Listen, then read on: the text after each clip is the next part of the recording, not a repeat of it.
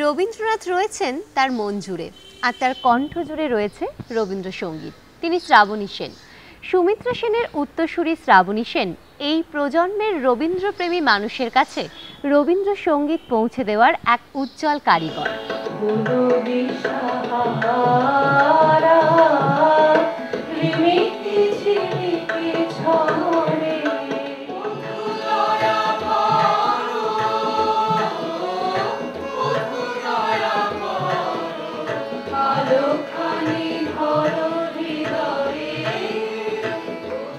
এক রবিবাসরীয় মধ্যাহ্নে নিজের ব্যস্ত সময় থেকে খানিকটা সময় শেয়ার করে নিলেন টিম ক্যাল কলিংয়ের সঙ্গে। নিজের মনের অনুরাগে নিজের রবীন্দ্রনাথকে তুলে ধরলেন ক্যাল কলিংয়ের দর্শকদের সামনে। ক্যাল কলিংয়ের ক্যামেরায় আজ ধরা পড়েছেন বর্তমান যুগের রবীন্দ্রসঙ্গীত শিল্পীদের মধ্যে অগ্রগণ্যা প্রতিনিধি স্থানীয় শিল্পী শ্রীমতী শ্রাবণী সেন। তার কাছ থেকে আমরা শুনে নেব আজকে তার জীবনে রবীন্দ্রনাথের ভূমিকা কতখানি, তিনি গানকে কিভাবে পেয়েছেন, রবীন্দ্রনাথকে কিভাবে পেয়েছেন। রবীন্দ্রনাথকে বলা যেতে পারে আমার প্রিয় বন্ধু, কারণ আমাদের একটা কথা বলি যে শিল্পী মাত্রেই জানবে তারা খুব লোনার, তারা খুব একাকিত্বে ভোগে। তো সেই সময় যখন সে একাকিত্বে ভোগে তখন রবীন্দ্রনাথ এসে তার পাশে বসে এবং তখন বলেন যে তোমার চিন্তা করার কোনো কারণ নেই, আমি আছি। এবং সেই সময় যদি গীতবিতান পড়া যায় নিঃসঙ্গতা অনেকটাই কাটে। হ্যাঁ, সুতরাং বলতে পারো আমার সুখ দুঃখের সাথী রবীন্দ্রনাথ। বহে নিরন্তর অনন্ত আনন্দ ধারা, বহে নিরন্তর অনন্ত আনন্দ ধারা,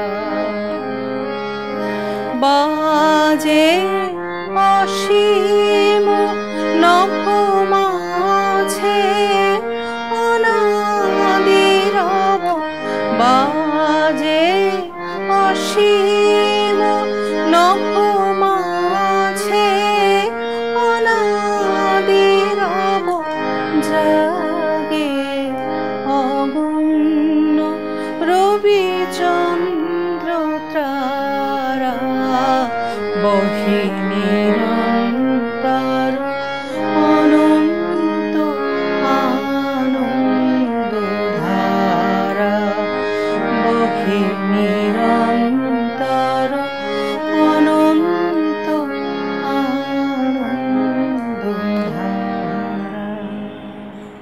বর্তমান যুগে রবীন্দ্রসঙ্গীত নিয়ে নানা রকম এক্সপেরিমেন্ট চলছে, এই বিষয়ে তুমি কি বলবে? এক্সপেরিমেন্ট একটা জিনিসেই রবীন্দ্রসঙ্গীতে হতে পারে, সেটা হচ্ছে মিউজিক অ্যারেঞ্জমেন্ট নিয়ে। কারণ রবীন্দ্রনাথ যা লিখে গেছেন, যা সুর দিয়ে গেছেন, সেটাই শেষ কথা, তার উপরে আর আমাদের খবরদারি কিছু করার নেই। শুধুই মিউজিক অ্যারেঞ্জমেন্ট, সেটা আমিও অনেকবার করেছি। তবে ইদানিংকালের এক্সপেরিমেন্টগুলো যেন একটু বেশি বাড়াবাড়ি হয়ে যাচ্ছে। হ্যাঁ, তো সেখানে আমার একটু সামান্য আপত্তি আছে। কিছু গানের তাল বদলে দেওয়া হচ্ছে, কিছু গানের সুর বদলে দেওয়া হচ্ছে, কিছু গানের কথা বদলে দেওয়া হচ্ছে। এটা কিন্তু আমি ভীষণভাবে বিরোধিতা করছি, তীব্র বিরোধিতা করছি।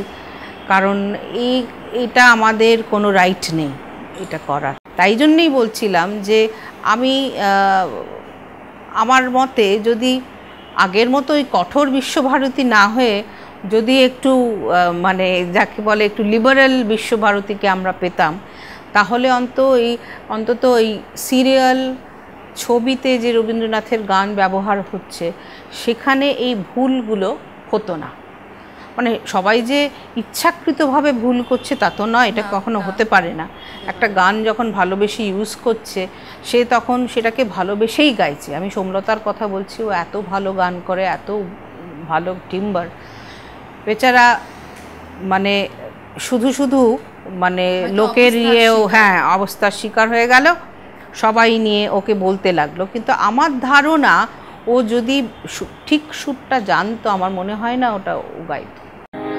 জাগরণে যাইবি খবরে আঁখি হতে নীল হরে, কে নীল হরে মোর মোরে, জাগরণে যাইবি খবরে যার লাগি ফিরি একা একা, আঁখি পিপাসিত নাহি দেখা, তারে বাঁশি ওগো তারে বাঁশি, তারে বাঁশি বাজে হিয়া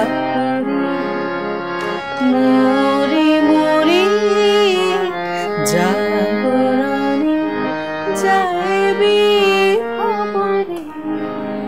দিদি, তোমার গানের দল স্ফুলিঙ্গ, যেখান থেকে নতুন বেশ কয়েকটি সিডি রিলিজ হয়েছে, তো তুমি তোমার এই দলকে নিয়ে কিছু বলো।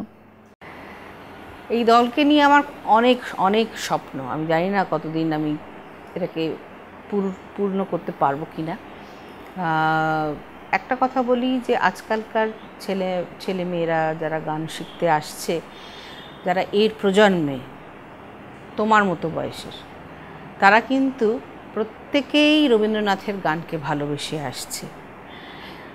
হয়তো বা কেউ কথার টানে আসছে, কেউ সুরের টানে আসছে, কিন্তু আসছে। আমার প্রায় 350 ছাত্রছাত্রী, তাদের মধ্যে ম্যাক্সিমামই ওই ক্লাস 12-এর পর থেকে পিএইচডি করছে, এরকম বড়রাও আছেন। এবং তারা অদ্ভুত ট্যালেন্টেড, মানে একবার গান গাইলে তারা তুলে ফেলে। এবং যে জিনিসটা হচ্ছে যে আমিও ওদের কাছ থেকে অনেক কিছু শিখি। টিচার আর স্টুডেন্টদের সবসময় যে একটা ভীষণ ওরে বাবারে এই জিনিসটা না থাকাই বাঞ্ছনীয়। এটা আমার মার ক্ষেত্রেও দেখেছি, এবং আমার ছেলে মেয়েদের সঙ্গে আমার ভীষণ একটা ফ্রেন্ডলি রিলেশন, এবং সেটাই আমি রাখতে চাই।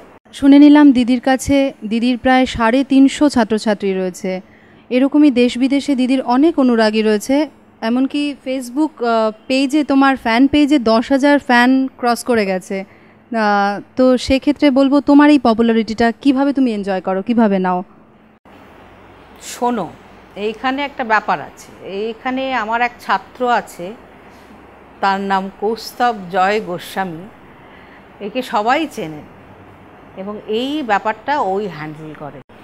আমি এসব কিছু বুঝিও না, হ্যাঁ কিছু, তবে ওরাই, মানে এটা কি 10,000 ছাড়িয়ে গেলে যে কি কতটা আনন্দ হতে পারে, সেটা ওরাই আনন্দ করে দেখিয়ে দিয়েছে। কিন্তু আমি অতটা খুব আনন্দ পেয়েছি না যে কতটা আনন্দ করা উচিত।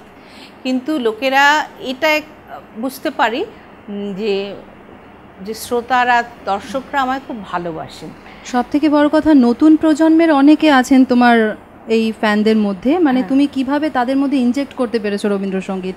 প্রায় লুপ্ত হতে বসেছিল, যেটা তোমার গান শুনে সবাই আবার নতুন করে ভালোবাসছে, তো অনেক বড় পাওয়া। সেটা কি করে বাসছে আমি ঠিক জানি না, কিন্তু বাসছে, এটাই আমার কাছে খুব আনন্দের। কারণ এই গানকে ভালোবেসে এসেছি সারা জীবন, শেষ দিন পর্যন্ত এই গানকেই ভালোবেসে যেতে চাই। আর চাই সারা পৃথিবী এই গানের রসটুকুকে গ্রহণ করুক। দিদি, এবার পুজোয় তুমি আমাদের কি উপহার দিচ্ছ? দেখো, পুজো তো একটা আনন্দের সময়, কিন্তু একটা আমার কদিন ধরেই খুব একটা রাত্রিবেলা মনে হচ্ছিল, মানে রবীন্দ্রনাথের মৃত্যু চেতনাটাকে নিয়ে যদি কিছু করা যায়।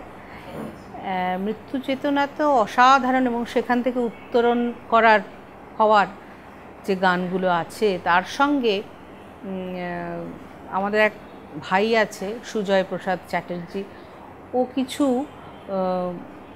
ইংরেজি কবিতা পড়েছে, সেটা বিভিন্ন দেশের লেখক লেখিকাদের কবিতা সঙ্গে আমার গান। তো এটা হয়তো জনসাধারণের কাছে খুব একটা পপুলার নাও হতে পারে, but it's a classy one. হ্যাঁ, যে এটার এখন একটু একটু বয়স হয়ে যাচ্ছে তো, যে তখন একটু মানে এগুলো উপলব্ধি করছি আস্তে আস্তে, যে রবীন্দ্রনাথের মৃত্যু চেতনার গানগুলো যে কী অসাধারণ, এবং সেগুলো পড়লে বা গাইলে মানে শোক থেকে যে একটা উত্তীর্ণ হবার যে একটা পথ উনি বলেছেন, সেটা সত্যি মানে সত্যিই রবীন্দ্রনাথ পারেন, সত্যি পারেন, মানে রবীন্দ্রনাথ আমাদের পথ দেখান। তো তুমি যদি এই মৃত্যু চেতনা থেকেই একটা গান শোনাও।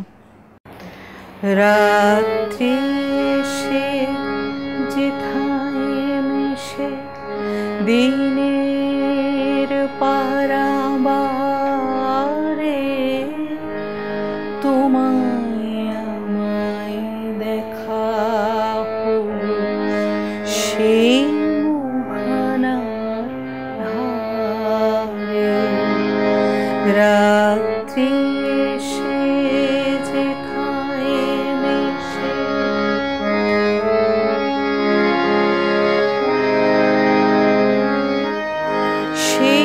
সেইখানেতে সাদায় কালোয় মিলে গেছে আধার আলোয়, সেইখানেতে সাদায় কালোয় মিলে গেছে আধার আলোয়, সেইখানেতে ঢেউ ছুটেছে এপারে ওই পারে। রাত্রি এসে যেথায় মিশে দিনের পারাবারে, তোমায় আমায় দেখা হলো সেই মোহনার ধারে। রাত্রি এসে যেথায় মিশে। সকলকে জানিয়ে রাখি, দিদি কিন্তু রবীন্দ্রসঙ্গীতের বাইরেও অন্য ধারার গানেও বেশ যথেষ্ট সাবলীল। তো দিদি, তোমার রবীন্দ্রসঙ্গীত ছাড়াও আধুনিক গানেরও অ্যালবাম রয়েছে। সেটা ছিল অ্যাকচুয়ালি আমার বাড়ির মানে মা আর দিদির জোরাজোরিতে আমি এটা করেছিলাম, তখন রিমেকের যুগ ছিল, একটা করেছিলাম, সেটা সুপার ফ্লপ হয়েছিল। কিন্তু ওটা জাস্ট আমি আমার নিজের খুব পছন্দের কয়েকটা গান আমি করেছিলাম। আর পরবর্তীকালে মানে আমার স্বপ্নের গায়ক জগজিৎ সিং, আমি ভীষণ, সবার মতো আমিও ভীষণ মানে অনুরাগী। তোমাকে শেষে এই জগজিৎ সিং এর গানই দিয়ে একটা শেষ করতে বলবো, যদি একটু শোনাও। নিশ্চয়। झुकी झुकी सी नजर बेकरार है कि नहीं, दबा दबा सा सही दिल में प्यार है कि नहीं, झुकी झुकी सी नजर तो अपने दिल की जवां धड़कनों गिन के बता, तो अपने दिल की जवां धड़कनों को गिन के बता, मेरी तरह तेरा दिल बेकरार है कि नहीं, झुकी झुकी सी नजर बेकरार है कि नहीं, दबा दबा सा सही दिल में प्यार है कि नहीं, झुकी झुकी सी नजर